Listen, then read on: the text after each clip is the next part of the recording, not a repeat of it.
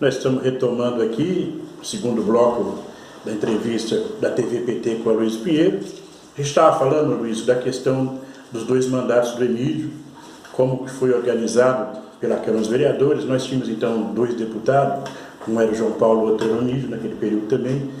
E você já tinha entrado na questão do Emídio, que você se viu como líder do governo, depois foi presidente da Câmara. A atuação da Câmara dos Vereadores, seria importante você colocar um pouco a importância de ter uma Câmara forte para aprovar os projetos do prefeito ou questionar os projetos do prefeito. E aí, caminhar um pouquinho para o segundo, que é o segundo governo do PT, que foi o governo Lapas. Até então ele estava no PT, e a transição de 2016, né, onde o João Paulo não pôde disputar e o Lapas assumiu, e aí o governo dele, terminando em 2016. Dá uma explanada um pouquinho nesse trânsito aí para a gente entrar no governo Lins, né, especificamente a partir de 2016. Eduardo Ionese, também vale a pena dizer que quando o Emídio assume o primeiro mandato, janeiro de 2005, foi definido, tanto pela sua equipe de governo, com a bancada de vereadores do nosso partido, que eu fazia parte, que assumia a liderança do governo a primeira vez, assumindo o segundo mandato também, que foi traçado um perfil, o que o governo queria. E ele trabalhou muito na questão do desenvolvimento econômico, trabalhou a inclusão social e a democracia, nos dois mandatos do Emídio. A inclusão social, nós criamos um conjunto enorme de programas na área da inclusão social. Posso citar vários, por exemplo, a economia solidária foi o jovem aprendiz, o primeiro emprego, um conjunto grande assim, de programas na área social, porque o Emídio dizia, e eu concordo com ele, que um prefeito ele não deve pensar só em obras de asfalto, construção de viaduto e avenidas. Ele tem que desenvolver o conjunto de atividades que interessa a toda a sociedade, a área da cultura, a inclusão social, enfim, todas essas coisas. Na questão do desenvolvimento, Osasco cresceu muito. Nós fizemos uma revisão do chamado Código Tributário, só para o telespectador, aí, nossos amigos, nossos simpatizantes terem ideia.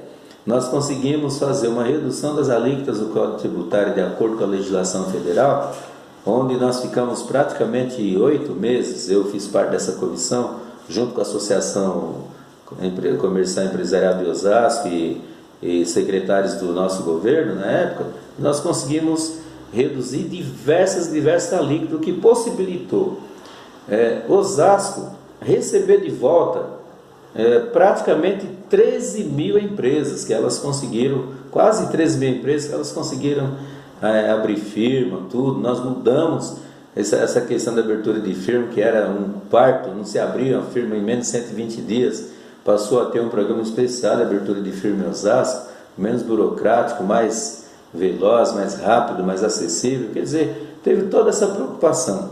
E na área da democracia, veja só, a partir do servidor público, ele passou a ter mais ânimo, mais vontade, tinha um ambiente mais favorável de trabalho.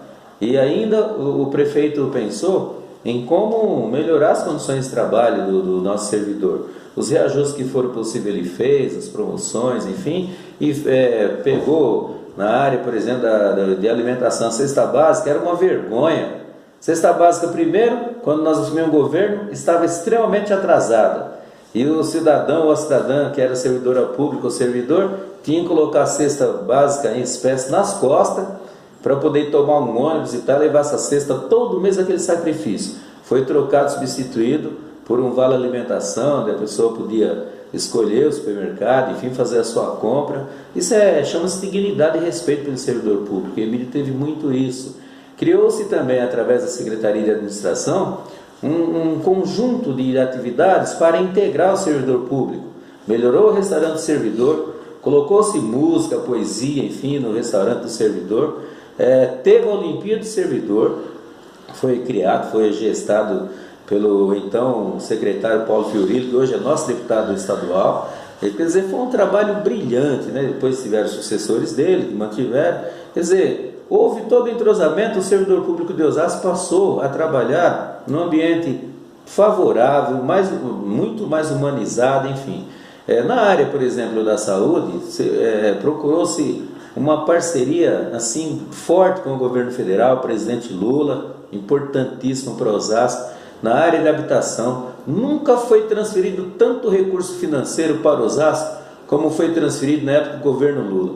Nós tínhamos 8 unidades básicas de saúde funcionando em prédios alugados, passou a ser prédio próprio. Eu mesmo fiz uma luta lá no Jardim Helena Maria para tirar uma unidade básica que era um prédio alugado antigo, tinha uma escada que a gestante não conseguia subir, o médico obstetra tinha que descer para atender a paciente com uns lençóis lá, as coisas improvisadas lá, era absurdo aquilo, que ela não conseguia subir as escadas. Não tinha consultórios dentários, nós implantamos também. Aí nós fizemos uma nova unidade básica, funciona próximo ao CEL, na mesma área, uma creche, o CEL, Zilda Arnes e também a unidade básica de saúde lá na Helena Maria, e nós fomos mudando isso. Na época do Emídio, então, portanto, foram construídas 8 unidades básicas. As escolas do nosso município também receberam um aporte de recursos, foram modernizadas, ampliadas, foram reformadas. Quer dizer, teve muito trabalho. Essa parceria entre o presidente Lula, depois a presidente Dilma, com o Emídio nos seus 2 mandatos, e depois com o sucessor Jorge Lapas, elas foram fundamentais, coisa que lamentavelmente hoje a gente não vê.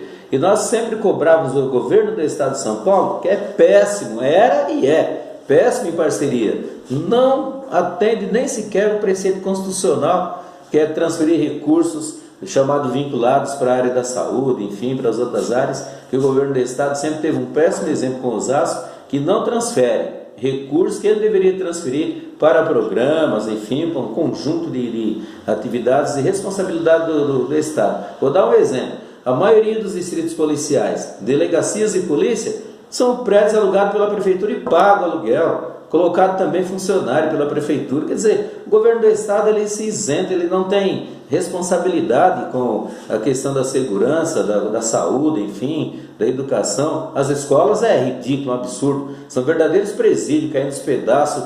Inclusive o nosso atual deputado Emídio de Souza, lá na Assembleia Legislativa, ele criou uma frente parlamentar para poder discutir a questão das escolas, que está um caos.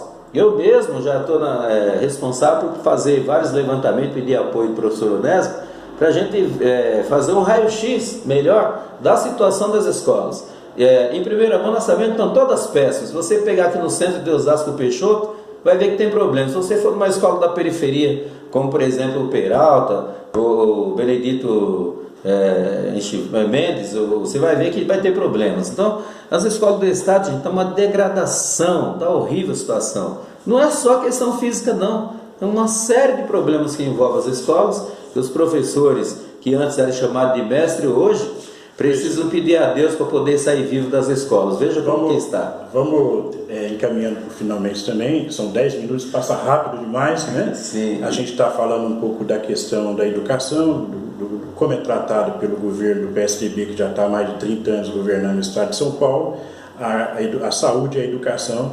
Eu acho que nós precisamos ver que o projeto do Dória para a educação e para a saúde é o mesmo projeto do Bolsonaro, que está aí querendo acabar com a escola pública, com a saúde pública, privatizando tudo. É um projeto para deseducar, não valoriza a questão da cultura, está cortando no estado de São Paulo aí o orçamento para a cultura, o orçamento para a educação. E por exemplo, tinha um concurso público, né, Onésimo, agora, no começo do ano, e cortou o concurso. Está reavaliando se vai fazer ou não. Tem um déficit de mais de 15 mil professores na rede estadual, 12 mil eventuais que têm que ser substituídos, e ele cortou o concurso público. Então é uma política de terminar com a educação, sucatear a educação. Mas nós voltamos daqui a pouco para continuar falando um pouco com o Luiz Pinheiro.